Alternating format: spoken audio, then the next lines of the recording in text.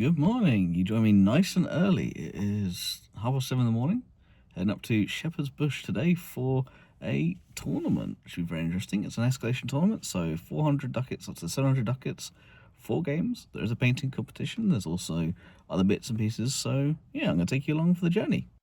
Behind the scenes, the guys who were running the event had been preparing scenery and a rules pack for the day, and even staying late the night before with help of the staff to get it all set up so we were ready to go when we arrived. Each table has its own setup of terrain with a unique feeling to each board, which was cool. As an added thanks to the team, they had it all arranged for my fixed table requirements, walking me through their plan to have me move as little as possible between rounds, starting on one table, rotating behind me to the next, then after lunch moving me back one row, and then repeating the process. For this event, I took my black Grail. At the time recording, the videos for the Plague Knight, Heralds of Beelzebub, and Grail Hounds are already up, but keep your eyes out for the Fly Thralls, Lord of Tumours, Corpse Guard, and Amalgam videos, which will be uploaded in the coming weeks. I went with the Black Grail because I love the lore and their very desiccated and diseased aesthetics. The Warband plays very differently as well to the new Antioch. Those rely more on firepower, but the Black Grail like to get in your face as much as possible, plus the added infect mechanic is fun. With the faction chosen and ready to go, including the very typical late last night painting cramming, it was time to get on with the games. The setup for the day was a fairly straightforward one. 4 rounds of escalation style games. The faction was locked, but the list could be changed and glory earned throughout the day. Games 1 and 2 were played on a 3-foot by 3-foot board, games 3 and 4 on a 4-foot by 4-foot board. Game 1 was 400 ducats, Game 2 was 500 ducats, Game 3 was 600 ducats, and finally Game 4 was 700 ducats. The time also increased per round in 10-minute increments, with Game 1 being 60 minutes to 90 minutes for Game 4. This last part I found very interesting, as the games themselves felt like they were the same length turn-wise. I didn't notice the increased time at all, but it felt like it was a smart decision.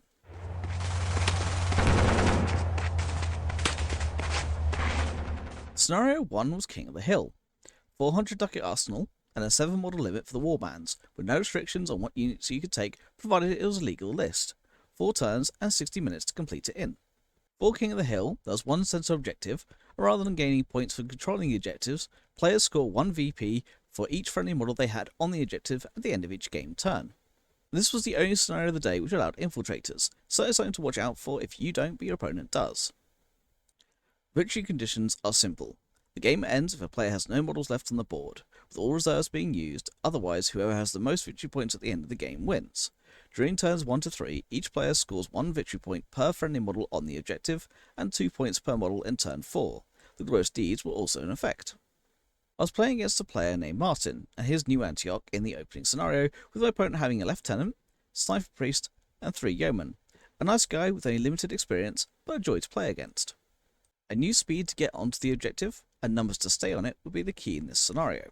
So for my 400 ducats, I want to maximise getting to the objective as fast as possible, and having all 7 models allowed. For the Black Grail, you can either have a Lord of Tumours or a Plague Knight leading your warband, and with the points restriction, I went for bang for your buck approach, choosing a Plague Knight for my leader. He was equipped with a Viscera Cannon, Great Hammer / Maul, and Standard Armour for a total of 140 ducats. The Thralls are the cheap backbone of any Black Grail force.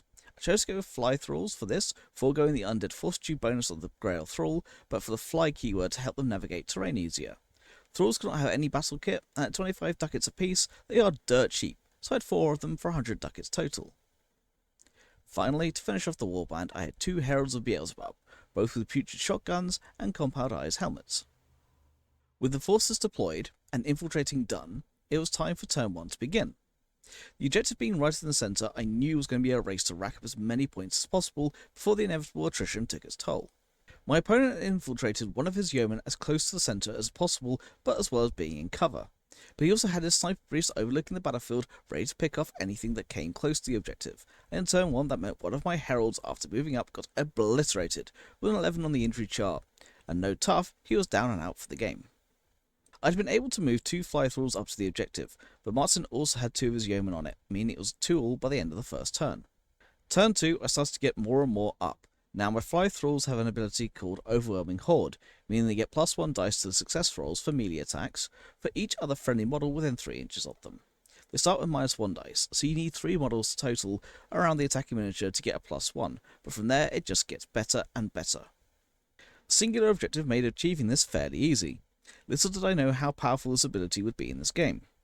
Martin was hoping his sniper priest would be able to pick them off one by one, but the dice gods were not in his favour, so despite aiming and hitting, he could only apply blood markers. My horde kept getting bigger and bigger on the objective, starting to whittle down his forces. The end of turn 2 was 8-5 in my favour, with me now having 6 models on the objective and Martin only having 3.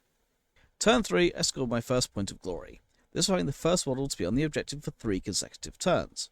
The melee in the middle was quickly eroding Martin's defense. With all my models being on the objective, I was getting an obscene plus dice variance to hit with my thralls. But when Sniper Priest still unable to kill anything, I was able to kill off 2 yeomen on the objective, making the score 14-8 in my favour.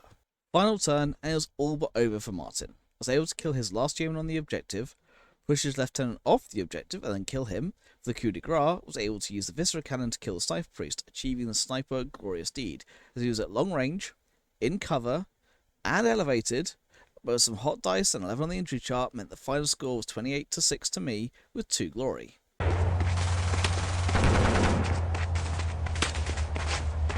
Scenario 2 was Claim No Man's Land. 500 ducat arsenal, 8 model limit for the Warband. The game lasts for 4 turns, again played on a 3-foot by 3-foot board, for 70 minutes to complete the round.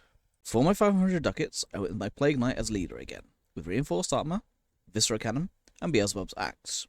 5 Thrive Thralls, 2 Heralds of Beelzebub, both Corruption Belchers, Compound-Eyes Helmets, and 1 had the Maddening Buzz upgrade. For No Man's Land, there are 5 objectives, 1 central, and 2 on either side of the board. Same rules for objective control and deployment apply to this like the last scenario, except this time there are no infiltrators. The victory conditions for No Man's Land are a total wipe, or whoever has the most victory points at the end of the game.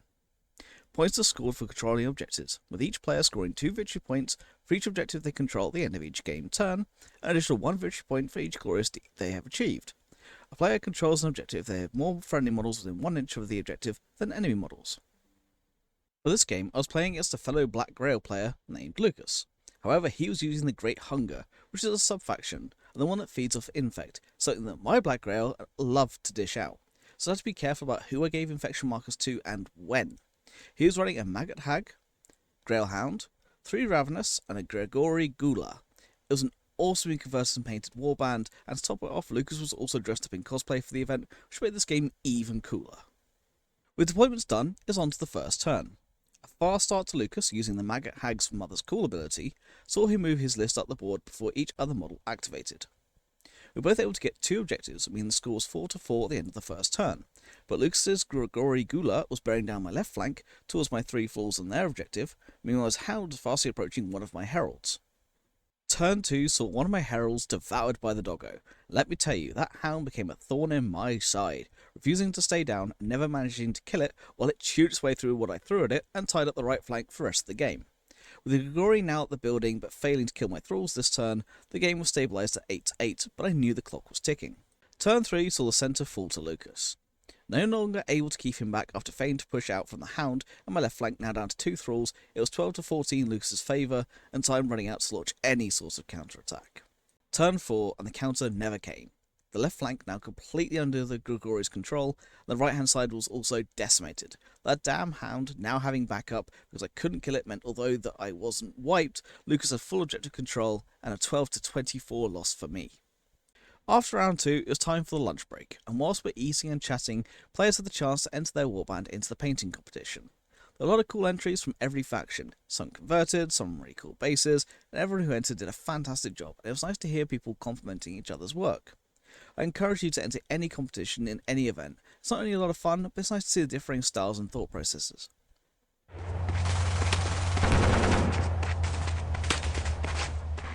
Back from lunch, I was on to Game 3, which was Relic Hunt. I covered this scenario in the event video from the Narrative Mini-Campaign event, and it was a lot of fun, as well as a very strategic scenario. The game was 600 ducats, with a model cap of 9 models, and it played on a 4-foot by 4-foot board with an 80-minute time limit. Deployment is much the same in the roll-off and picking edges, but each player may only deploy a maximum of 6 models, and none of them can be on a 40mm or larger base. Once again, there are no infiltrators. More unique pieces to this scenario is the fact that it's to the death, meaning you cannot break, there are no morale checks, and you fight to the last man. On top of this is the way the objectives work. In Relic Hunt, there are 6 objectives, set up as you see in the picture. To capture an objective, the model must pass a success roll. If failed, nothing happens and it's still up for grabs. If successful, the model claims the objective, and the enemy may not try and claim it back. Each objective is worth 1 victory point on turns 1 to 3, and 2 victory points in turn 4. But that's not all. At the end of turn 1, objectives 1 and 2 are removed, and after turn 2, objectives 3 and 4 are removed, leaving just the 2 objectives left in the centre. I was playing against Nick using his Trench Pilgrims in this game, fielding a War Prophet, Castigator, Anchorite Shrine, Stigmatic Nun, and 3 Trench Pilgrims. A very lovely painted warband, and one that I knew would be a challenge. I took my Plague Knight again as my leader, with Viscera Cannon, Beelzebub's Axe, and Reinforced Armour, 2 Corpse Guard with Corruption Belches, Plague Blades, and Reinforced Armour, as well as 6 Fly Thralls. With deployments done and reinforcements chosen, it was on to turn 1. We both had our reinforcements come to the battlefield due to some good rolling by Nick. This is also where I give him a shout out for being an absolute gent, as I accidentally knocked one of my Fly Thralls and broke the wing off when it came onto the board, but Nick had come prepared with some super glue allowing me to fix it and get on with the game. Turn 1 was very cagey from both of us. Knowing how important the disappearing relics were going to be for points, we both advanced up as much as we could.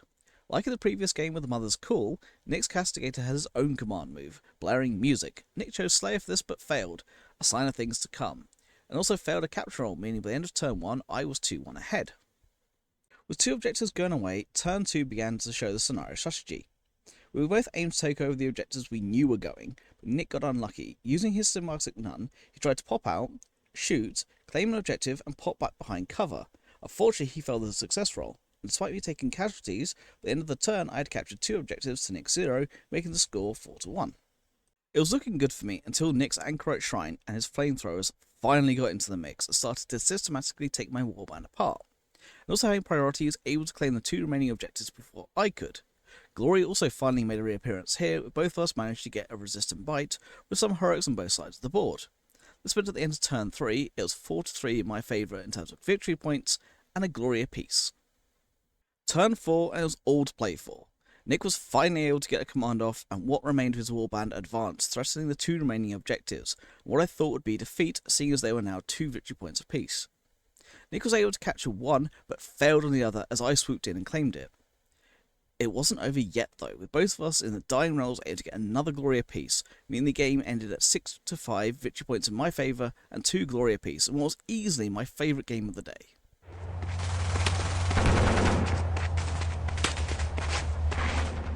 Game 4 and the last game of the day saw us play the Sacred Object.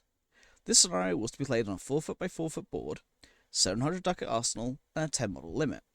The deployment zones were along each board edge. We both had to split our forces in half for the Fog of War, but there happened to be more models in the starting group than in the reinforcements. For this scenario, there's a central objective which you have to capture and run off the board, so speed and protection were the 2 factors you had to consider when list building. To capture the objective, you simply had to end your movement within an inch of it. But after you have it, the only action that model can do is move. You can hand the object off to another model if its move ends within 1 inch of a friendly model, but it immediately ends the original carrier's activation. If a model carrying the object is downed, out of action, or had a successful melee attack made against them, they drop the object, and it scatters using the Fog of War rules. Victory conditions were simple. If a carrier ends their movement contacting a board edge, the player controlling it wins. If turn 4 ends and a player has control of the objective, they win. If it's anything else, it is a draw. I must apologise to my opponent as I didn't get a chance to note down his name. He was running a Heretic Legion warband with a Heretic Priest, Artillery Witch, Warwolf, Death Commando, a noted heavy infantry, and 3 Heretic Troopers.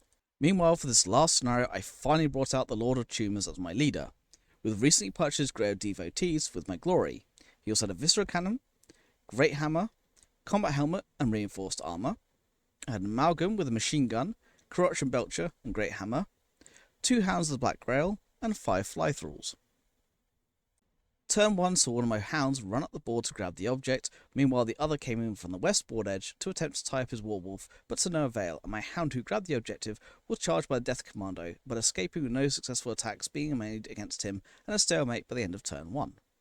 Turn 2 I was mobbed by the Anointed Heavy Infantry. Between the 2 of them, they were able to kill my hound and make me drop the object, with it scattering towards the north board edge. I've been able to hold up some of his reinforcements on my south board edge so as not to get flanked, but the artillery witch spoke, downing my Lord of Tumors and preventing him from going after the relic, as the Warwolf killed my remaining hound. Turns 3 and 4 were much the same, with my opponent grabbing the object and taking it towards his board edge. He wasn't able to pass it off, so by the end of the game I had not been able to catch him, but he in turn couldn't get the object off the board, but he was able to win the game. This scenario is my least favourite to play. Not because of my opponent, but the scenario is very frustrating to play, and as soon as I dropped the object I couldn't recover. Trying to chase it down and only being able to get it to be dropped in melee when you're behind is not as easy to do. With game 4 on the books, the day was done. I managed a respectable 2-2, and for the first proper tournament with this system and a warband that I'd only had a couple of games with, I am very happy with the outcome. I want to say a big congratulations to Alex Fletcher who won the event, Lucas, my round 2 opponent, who won Best Painted, and my round 3 opponent, Nick, who won Best Opponent. Thanks to Ant, Fred, and the team for a fantastic event. If you enjoyed this video and fancy playing the next event, it's on the 8th of August at the tournament in Poole, and I'll have a link to the tickets down below. For now though, thanks so much for watching. Keep your eyes peeled for the remainder of the Black Grail painting videos coming soon. Don't forget to do the usual things like comment, follow, share, subscribe, and I'll see you all in the trenches.